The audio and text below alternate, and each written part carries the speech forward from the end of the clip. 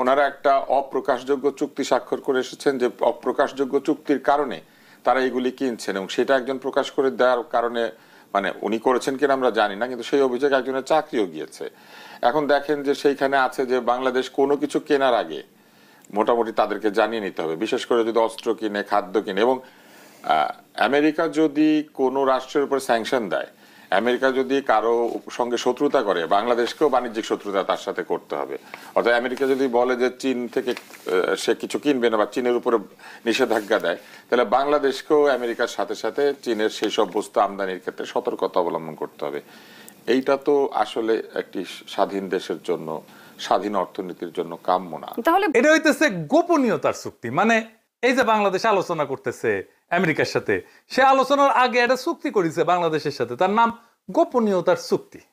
এখন বাংলাদেশে হাউকা উঠেছে, কেন এই আলাপ গোপনে করতে হবে, কেন পাবলিক জানিতে পারিবে না, ইউনূস সরকার খুব খারাপ কাজ করিচ্ছে, তাই না? দেবপ্রিয় কইছে এই ধরনের গোপনীয়তা চুক্তি করছে বাংলাদেশ এই ট্যারিফের নেগোসিয়েশনের টাইমে, তার নজিরবিহীন, আগে কখনো এটা হয় নাই। দেখেন, কথা সত্য, মিছা কথা কয় নাই। তার সাথে এটাও সত্য যে এই একতরফাভাবে সব দেশকে রিসিপ্রোকাল ট্যারিফ চাপাই দিয়া আলোচনা শুরু করা, এটাও আমেরিকা আগে কখনো করে নাই, এটাও নজিরবিহীন। এই গোপনীয়তার চুক্তি কি বাংলাদেশ একা করিছে আমেরিকার সাথে, নাকি সব দেশই করিছে? যারা আলোচনা করিচ্ছে সব দেশই করিছে, কিন্তু দেবপ্রিয়বাবুর দাবি সব দেশ করলেও বাংলাদেশ এই চুক্তি করতে পারবে না।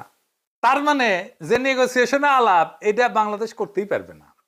তো আসেন একটু দেখি, আমি তো কইলাম, আপনারা বিশ্বাস করবেন কেন, আগে দেখি যে আসলে অন্যরা গোপনীয়তা চুক্তি করেছে কিনা।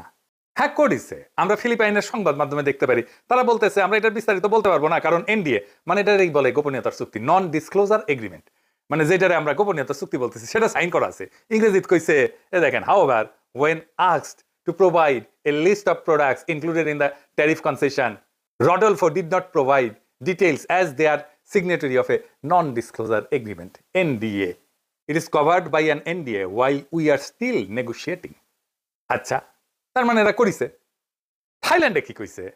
Due to signing of a non-disclosure agreement, the Thai government is unable to disclose specific details of the ongoing negotiations.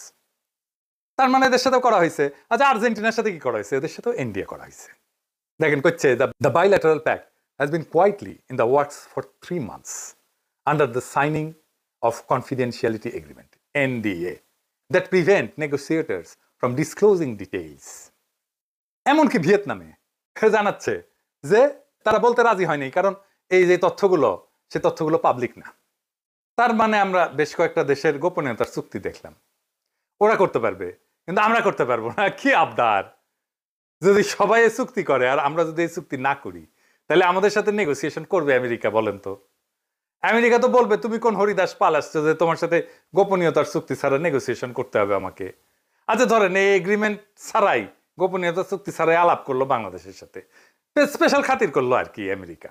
তো যারা সাইন করেছে এই গোপনীয়তার চুক্তি, তারা এসে বলবে না যে আমার সাথে সাইন করলা এগ্রিমেন্ট, বাংলাদেশের সাথে করলা না কেন, বিষয়টা কি, পিতলা খাতির কেন? আমেরিকা কি জবাব দিবে?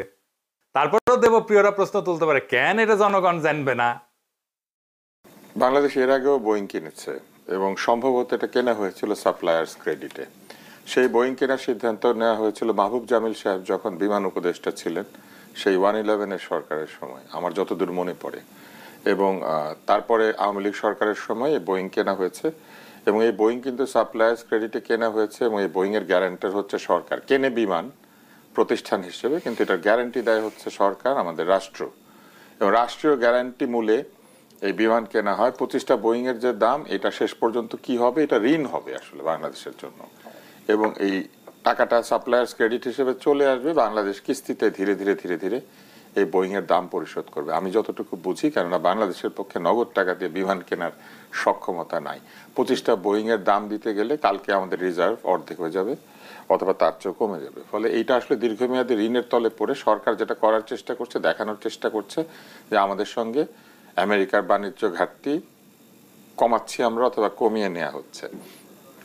প্রথমত বোয়িং এর দাম যদি চিন্তা করা হয়, তাহলে এটা কম্পিটিটিভ প্রাইস না, কিন্তু আপনি সরাসরি বোয়িং এর কাছ থেকে এটা কিনে ফেলবেন সিদ্ধান্ত নিলেন। আন্তর্জাতিক টেন্ডার হয়েছে, এয়ারবাস কিংবা অন্যান্য যারা বিমান তৈরি করেন সারা পৃথিবীতে, তারা কি এখানে টেন্ডার করেছেন বা কম্পিট করেছেন? দ্বিতীয় হচ্ছে যে এই বোয়িং কিনে ফেললে এই বোয়িং ব্যবহারের সক্ষমতা বাংলাদেশ বিমানের আছে। বিমান কিন্তু অধিকাংশ আন্তর্জাতিক রুট যেগুলি খুবই লাভজনক সেইখানে ফ্লাই করতে পারে না। বিমানের টোকিও ফ্লাইট বন্ধ হয়ে গেছে, বিমানের নিউ ইয়র্ক ফ্লাইট বন্ধ, বিমান অধিকাংশ এয়ারপোর্টে নামতে পারে না নিরাপত্তা অন্যান্য নানান ধরনের জনিত কারণে। বিমান কে পৃথিবীর নিরাপদ এয়ারলাইন্সগুলি, যদিও বিমান একটা নিরাপদ এয়ারলাইন্স, কিন্তু কাগজে কলমে বিমানের নিরাপত্তা নিয়ে আমেরিকানরা প্রশ্ন করে। আপনি নিশ্চয়ই জানেন যে জেএফকে তে বিমান ল্যান্ড করে না এবং বিমান বহুদিন ধরে আমেরিকার যে ফ্লাইট সেটা বন্ধ। তো এই সব কিছু মিলিয়ে এই 25টা বিমান ব্যবহার করার যে সক্ষমতা সেইটা কি বিমানের আছে? এই পাইলট আছে, এই এয়ারক্রু আছে? বিমানের যে খরচ বেড়ে যাবে রাতারাতি, সেই খরচ বহন করার মতো শক্তি বিমানের আছে? বিমান কি একটি লাভজনক প্রতিষ্ঠান? গত 25 বছরে বিমান কত টাকা লাভ করেছে, কত টাকা লোকসান করেছে? ফলে এইগুলি আসলে আমরা বুঝতে পারি যে কেন করা হচ্ছে। বাণিজ্য ঘাটতির যে ব্যাপারটি, এটি কিন্তু বাৎসরিক বাণিজ্য ঘাটতি। এই বছর আপনি 25টা বিমান কিনলেন, পরের বছর কি কিনবেন? এটাও কিন্তু একটা প্রশ্ন। এবং আরো একটা প্রশ্ন আছে, সেটা হচ্ছে গমও কিনবে বলেছে। হ্যাঁ, পরের বছর অস্ত্র কিনবে আসছে সায়ন্ত। আমাকে একটা জিনিস বলেন, রিজার্ভের অবস্থা করুন, বাংলাদেশের যে রিজার্ভ, সেই রিজার্ভের অবস্থা কিন্তু এখনো করুন। এটা কিন্তু যে খুব বেড়েছে তা না। এই অর্থনীতিতে এখনো সালমান রহমান এবং গংদের কাছে জনতা ব্যাংকের যে $7 বিলিয়ন ছিল, সেটাকে এখনো বাংলাদেশ ব্যাংক তার হাতে থাকা অর্থ হিসেবে দেখিয়ে রিজার্ভের পরিমাণ 30 বিলিয়ন হয়েছে বলে জানাচ্ছে। এবং আরো ব্যাপার হচ্ছে যে এই যে 25টা বোয়িং কিনবে, এইসব কিনবে, এই রিজার্ভ যার, সে কি 25টা বোয়িং কেনার মতো গ্যারান্টার হতে পারে? ধরেন বিমান যদি কালকে এটা পরিশোধ করতে না পারে কোনো কারণে, আমাদের রাষ্ট্র কিন্তু গ্যারান্টার, এই কিস্তি আমাদের রাষ্ট্রকে পরিশোধ করতে হবে। এই টাকা দিতে গেলে তো রাষ্ট্র দেউলিয়া হয়ে যাবে। আমি যতটুকু বুঝি, আমি তো অর্থনীতির লোক না, আমি সাধারণ মানুষ হিসেবে যতটুকু বুঝি, ফলে আমার কাছে মনে হয়েছে যেগুলি সবই অদ্ভুত অদ্ভুত কাণ্ড কারখানা। এবং এই অদ্ভুত অদ্ভুত কাণ্ড কারখানার কোনো ব্যাখ্যা তারা দেন না। যে 25টা বিমান তারা কিনে ফেলছেন, এটা তো একটা গণতান্ত্রিক সরকারের, নির্বাচিত সরকারের করা উচিত। ওনারা কেনাকাটার এত বড় বড় সিদ্ধান্ত কিভাবে নিচ্ছেন? সেটি পেতেও 2 বছর সময় লাগবে। না, শুধু তাই না, এই কেনাকাটার দায়টা পরবর্তী নির্বাচিত সরকারের মাথার উপর চাপিয়ে দিয়ে ওনারা ড্যাং ড্যাং করতে করতে San Francisco, London, Paris, Dubai, যেসব জায়গাতে যারা যারা থাকেন তারা তো চলে যাবেন। এটা হচ্ছে ওয়ান অফ। আর এই ওয়ান অফ আপনি যদি দেখেন যে বোয়িং গত বছর আমার জানা মতে মাত্র 12টা প্লেন বানিয়েছে। সেখানে এই চুক্তি অনুযায়ী তারা প্রথম বিমান সরবরাহ হয়তো করতে পারবে 37 সালে। অলরেডি যে অর্ডার তাদের কাছে আসে, অর্ডার দেওয়া ছাড়াও যে অর্ডার তাদের কাছে আসে, তাদের এই সক্ষমতা নাই, এক নম্বর। এবং প্রথম কথা হচ্ছে যে হ্যাঁ, আমাদের বিমানের যে পরিচালন সক্ষমতা এবং এর যে ব্যবসায়িক অবস্থা, এই পরিস্থিতিতে আমাদের এবং আমাদের যে জনসংখ্যা, আমাদের গত বছর প্রায় 1,20,00,000 যাত্রী আমাদের বিমানে, আমাদের এয়ারপোর্ট দিয়ে যাতায়াত করেছে। তার মধ্যে বিমান সম্ভবত 1,20,000 যাত্রী ক্যারি করেছে। তার মানে হচ্ছে প্রায় 1,00,00,000 যাত্রীর একটা মার্কেট আমাদের রয়ে গিয়েছে। কিন্তু আমরা নিজেদের মানে প্রতিযোগী সক্ষমতা উপযুক্ত না থাকার কারণে আমরা এখানে বৃদ্ধি করতে পারছি না। সো অতএব 25টা বিমান ওই বিবেচনায় কিছুই না, আমাদের এর থেকে আরো অনেক বেশি কিছু দরকার। বাট এটা কেনার আগে আমাদেরকে এটা চিন্তা করতে হবে যে এই আমাদের পরিচালন সক্ষমতা বৃদ্ধি না করে শুধু যদি আপনি মূলধনী যন্ত্রপাতি কিনে আপনার ব্যয় বৃদ্ধি করেন, তাহলে আপনার এটার কোনো উপকারে আসবে না। আমরা কি সেটা করছি? পরিচালন নিশ্চিতভাবেই করছি। এই ওয়ান অফ আপনি যদি দেখেন যে বোয়িং গত বছর আমার জানা মতে মাত্র 12টা প্লেন বানিয়েছে। সেখানে এই চুক্তি অনুযায়ী তারা প্রথম বিমান সরবরাহ হয়তো করতে পারবে 37 সালে।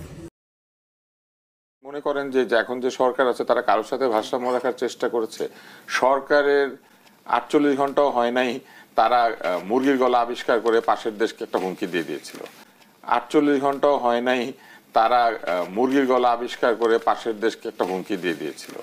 তারপরে কিছুদিন আগে মানবিক করিডোর, দানবিক করিডোর, এই নিয়ে বিরাট একটা ব্যাপার স্যাপার এবং এমন একটা ভাব করা হলো যে বাংলাদেশ হচ্ছে পৃথিবীর মানে একটা বিরাট প্লেয়ার, মানবিক করিডোর তৈরি করে। এই কালকে আরাকানিরা রোহিঙ্গাদেরকে নিয়ে নিবে। আগামী বছর ঈদের সময় ঈদের জামাত ওইখানে পড়বে রোজা রেখে জাতিসংঘের মহাসচিব গুতেরে।